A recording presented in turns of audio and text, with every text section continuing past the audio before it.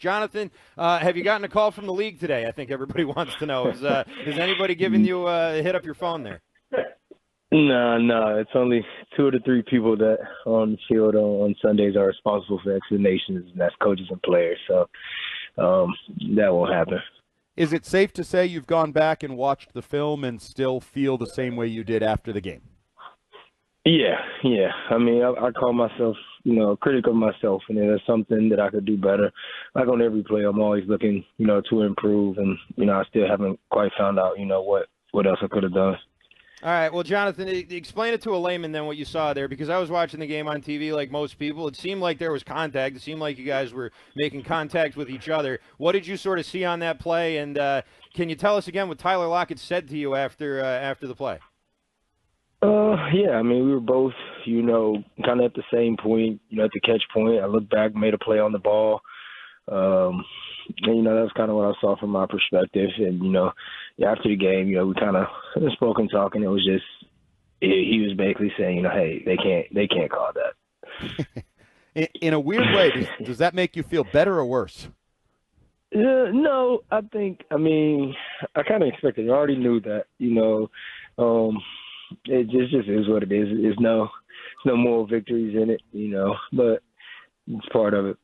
Once you guys saw that it seemed like Geno was leaning on the pass game in particular to Smith and Jigba and also Metcalf, not so much Lockett. It seemed like that was sort of later on in the game. Once you saw that there was really zeroing in on those two, what kind of adjustments did you guys try to make? I think we just kind of wanted to play a little bit more man. I think, Geno's a veteran quarterback. There were some zone plays where we were able to sit back and, find guys open. We kind of knew they weren't going to have a run game, or we're up in the air with their run game with the running back being out. And so it kind of shifted to a more pass-focused game. And later we were kind of trying to make some adjustments for that. When Keon White stepped to the podium last night, he actually followed press conference by Jacoby Brissett, and the first thing he said was, that guy in the offense did enough to win today. We need to do more defensively. Do you agree with that sentiment, even though you guys, held them basically to a field goal in the second half? Do you feel like that's a game where the defense needs to do more? Oh, yeah. I mean, I feel like everybody across the board, starting with defense. We're defensive players. That's our job description. And our job is to go out there and stop them from scoring, and we weren't able to do that.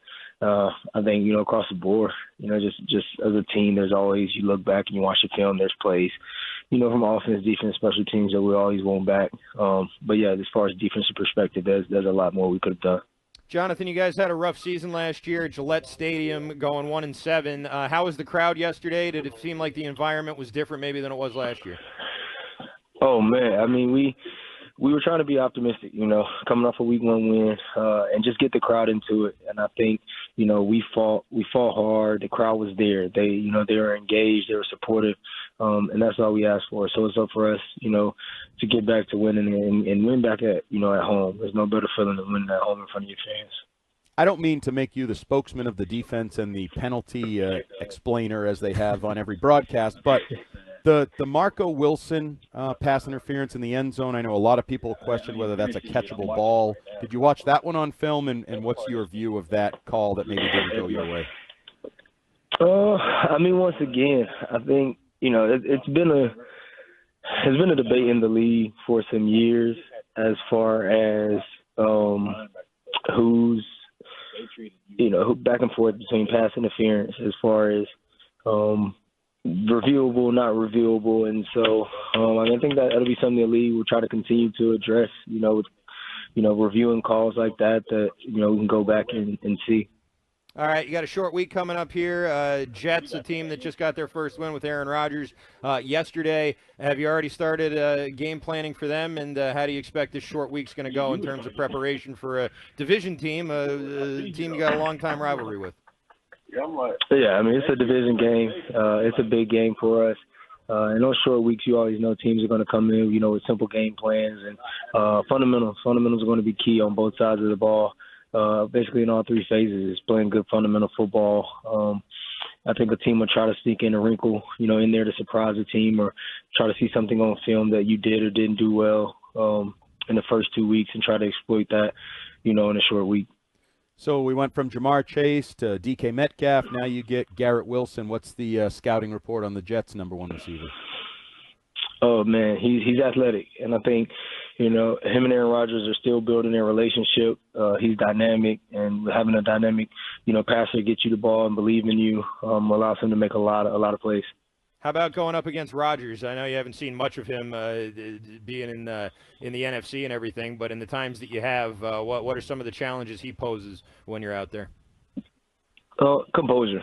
It's not too many times you line up and the guy's been in the league for as long as he has, and just the composure that he has as a quarterback, always believing in himself. The amount of confidence that he has, you don't always see that. He knows that he can make every throw, and every play he believes he can make. I feel like we always ask this question for Thursday Night Football, short week. Is it a bigger challenge mentally or physically? And I'll ask you that as you age. Does the answer to that change? Was it maybe a little easier to bounce back when you were younger? Is it a physical challenge as you get a little older? These are tough games, and so recovery is a big part, of the NFL, is how quick you can bounce back. And so on these short weeks, it's always hard, mentally and physically. You're trying to crunch, a whole week of film study into 2 days, and you're not really as physical because you're trying to, turn around and play soon. So I think it's who can mentally lock in and physically recover, in those few days. It always has an advantage coming to the quick games on Thursday. We're talking with Joanthan Jones of the Patriots. Joanthan, on the Metcalf touchdown, I know you're on the other side of the field, but what did you see there? Where did the breakdown happen? Scheme. I think there was a scheme call. They kind of had an answer to something that we do, and so I credit them to having that on their scouting report and being prepared for it. Is anything more challenging, given that this is Gerard Mayo and DeMarcus Covington and Alex Van Pelt's kind of first month running the show here in terms of the short week and the evolution and where you are as a team here?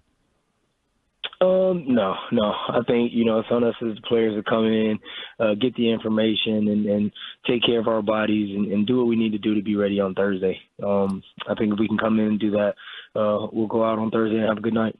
All right, we'll leave it right there. Joanthan Jones, thanks so much for the time.